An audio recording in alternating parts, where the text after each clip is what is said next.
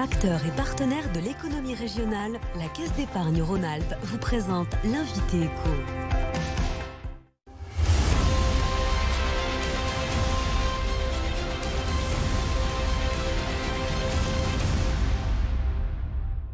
Bonjour à tous, soyez les bienvenus dans l'invité éco, votre rendez-vous hebdomadaire consacré à l'actualité économique sur Lyon et l'agglomération, en partenariat toujours avec le Journal des entreprises. Bonjour Audrey Henrion. Bonjour Jérôme. Vous êtes responsable d'édition du Journal des entreprises et notre spécialiste donc des questions économiques. Tout de suite, on va présenter votre invité, Audrey. Christophe Rollet, bonjour. Bonjour. Merci d'avoir accepté notre invitation. Vous êtes le dirigeant de Point S, spécialiste de l'entretien automobile, réseau composé de franchisés, 568 points de vente en France. On va le voir à l'image, un chiffre d'affaires de 470 millions d'euros, dont le siège social est basé à Lyon. Audrey, première question. Il est question ces temps-ci de réduire dans les entreprises le temps de travail pour diminuer les rémunérations et maintenir le niveau de l'emploi. Est-ce que vous y êtes favorable dans votre réseau qui embauche à peu près 3000 salariés? Alors pas forcément, je pense qu'il est temps de mesurer l'impact de la crise dans un premier temps, à la fois vis-à-vis des salariés, vis-à-vis des entreprises également et de leur chiffre d'affaires, pour ensuite réfléchir à de meilleures solutions pour l'un comme pour l'autre. Mais j'avais eu l'occasion de me positionner par rapport au patron du MEDEF il y a quelque temps, qui lui voulait une augmentation du temps de travail.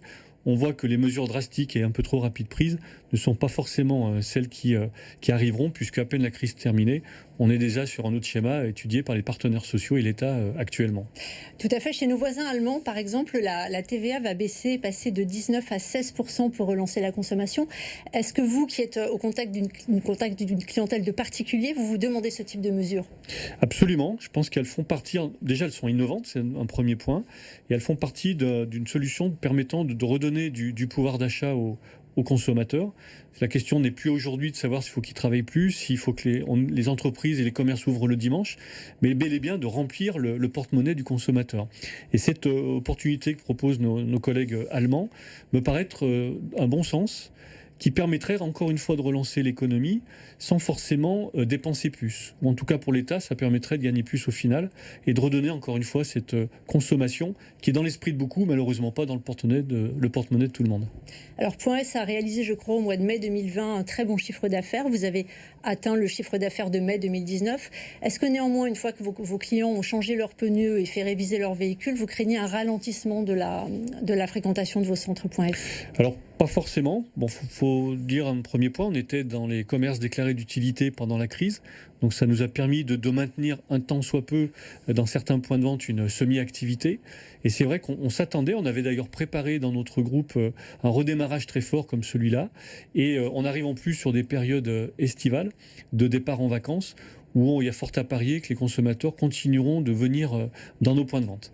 On aura une étude au mois de septembre un peu plus fine pour savoir si on relance également une dynamique commerce dans notre groupe, mais pour l'instant elle est très favorable. Et effectivement en mai, beaucoup de nos centres ont fait même plus que le mois de mai de l'an dernier. Christophe Rollet, on parle beaucoup avec le déconfinement des vélos, c'est très tendance. Est-ce que Point S pourrait se réinventer, c'est un mot un petit peu à la mode, et puis transformer ses centres auto en centres vélo, pourquoi pas?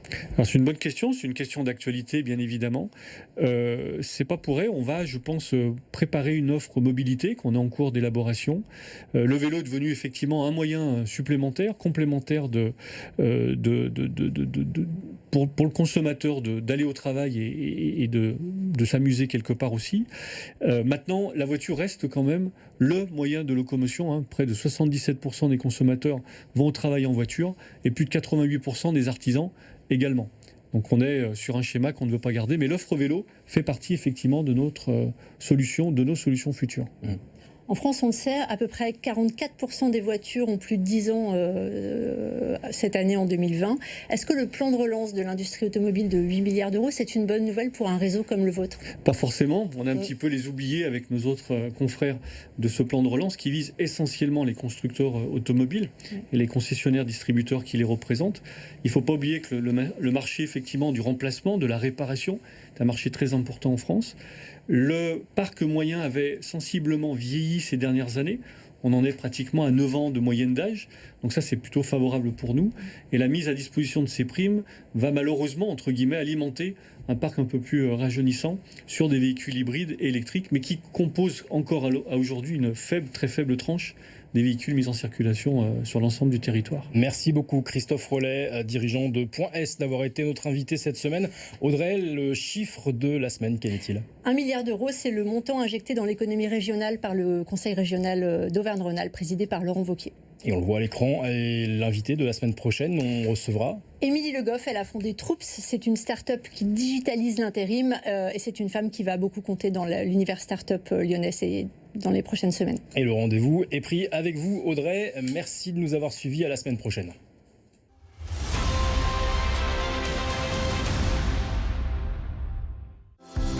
C'était l'invité éco avec la Caisse d'épargne Rhône-Alpes, une banque commerciale, régionale et coopérative.